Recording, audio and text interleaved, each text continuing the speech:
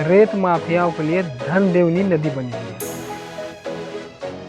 हम कायदों को ताक पर रख के यहाँ पे अवैध रेत उत्खनन किया जा रहा है कि सरकारी अधिकारी तो इस जगह पर नहीं पहुंच पा रहे हैं, क्यों ना हम ही ग्राउंड जीरो पर पहुंचे और आपको दो चैन माउंटेन लगाकर यहाँ 13 हाईवा यहाँ पे खड़ी हुई है और कतारबद्ध तरीके से एक एक हाईवा जो है इस ओर हमारे ये था कि मैडम क्या चैन माउंटेन के जरिए उत्खनन किया जा सकता है। तो वो बोले के नेता लगातार अवैध रेत उत्खनन पर सवाल उठाते हैं और जब वो सत्ता पक्ष में आ जाते हैं तो उनकी भी बोलती कहीं ना कहीं बंद हो जाती है।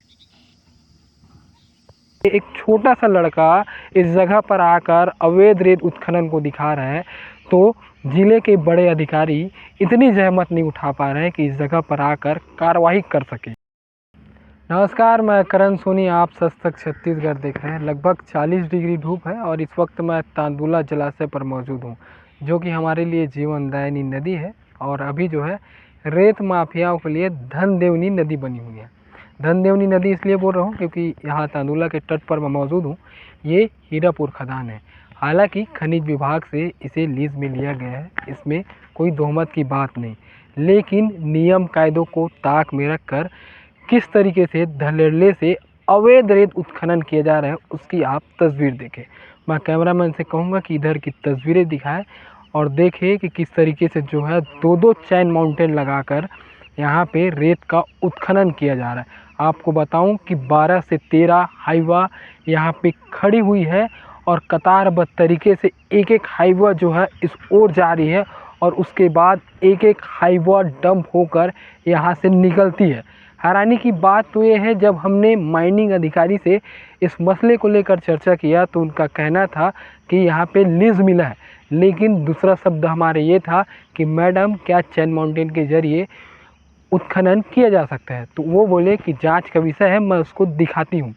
लेकिन दोबारा हम जब उनके दफ्तर पहुँचे तो अभी टीएल की मीटिंग बैठी हुई थी और मैडम अभी लंच टाइम पर थी। तो हमने सोचा कि सरकारी अधिकारी तो इस जगह पर नहीं पहुंच पा रहे हैं, क्यों ना हम ही ग्राउंड जीरो पर पहुंचे और आपको तस्वीर दिखाया कि किस तरीके से नियम कायदों को ताक पर रख के यहाँ पे अवैध रेत उत्खनन किया जा रहा है। तांदुला जलाशय पर अमूमन आपने देखा होगा कि इसे जलकुंभियों ने जगड़ कर रखा है और इसकी सफाई नहीं हो पा रही, लेकिन रेत माफिया इतने एक्टिव है कि किनारे को छोड़ बीच भाग में जो है रेत का उत्खनन किया जा रहा है। जितनी सफाई के साथ ये रेत को ले जाते हैं, अगर जिला प्रशासन उतनी सजगता दिखाता तो ये आज चांदुला जलाशय जो है जलकुंभियों के गिरफ्त में ना होता। आपको बता दें कि लगातार ज़िले में 7 से 8 रेत खदान संचालित की जा रही है, लेकिन मैंने सोचा कि ये ज़िले का पासी का खदान है तो पहले इसकी तस्वीर दिखाया जाए। हालांकि जब लोग सरकार पे रहते हैं और विपक्ष में रहते हैं तो विपक्ष के नेता लगातार अवैध रेत उत्खनन पर सवाल उठाते हैं और जब वो सत्ता पक्ष में आ जाते हैं तो उनकी भी बोलती कहीं ना कहीं बंद हो जाती है, क्योंकि सभी को ये अवगत रहता है कि जब सरकार जिसकी सत्ता और जिसकी सरकार रहती है तो उन्हीं के व्यक्तियों को जो है खदान चलाने का मौका मिलता है। ये बात किसी से छुपी नहीं है और दहमत की बात नहीं है। लेकिन आप ज़रा सोचिए, एक छोटा सा लड़का इस जगह पर आकर अवैध रेत उत्खनन को दिखा रहा है तो ज़िले के बड़े अधिकारी इतनी जहमत नहीं उठा पा रहे हैं कि इस जगह पर आकर कार्रवाई कर सके। और जिस तरीके से सरकार को राजस्व का नुकसान हो रहा है, साथ ही साथ रेत माफिया किस तरीके से अवैध रेत का उत्खनन कर रहे हैं और उनके हौसले कितने बुलंद हैं, आप इन तस्वीरों से अंदाज़ा लगा सकते हैं। इस ओर लगातार जो है हाईवा आती जा रही है और एक के बाद एक खड़े होते जा रही है।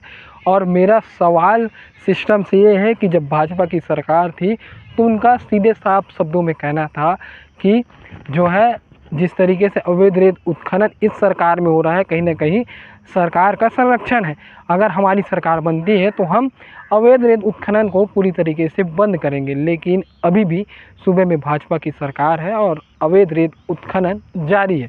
अवैध रेत उत्खनन इसलिए क्योंकि हालांकि यहाँ पे परमिशन दिया गया है, लेकिन नियम कायदे को ताक में नहीं रखा जाता। नियम ये भी कहता है कि जो नदी है उसके बीच में आप जेसीबी नहीं उतार सकते। हैंड लोडिंग के जरिए यहाँ पे रेत का उत्खनन होना चाहिए, लेकिन अमूमन आपने देखा होगा ज़िले में जितने भी ऐसी रेत खदानें होगी वहाँ पे जो है चैन माउंटेन के जरिए ही रेत का उत्खनन किया जाता है। एक सवाल आप पर छोड़ता हूँ कि जब छोटा सा लड़का इस जगह पहुँच सकता है तो क्या ज़िले के अधिकारी इस जगह कब पहुँचेंगे, ये सोचने वाला विषय है। और मैं कोशिश करूँगा इसमें कि माइनिंग अधिकारी से भी चर्चा करूँ। और भी अपडेट के लिए बने रहें सच सच छत्तीसगढ़ के साथ।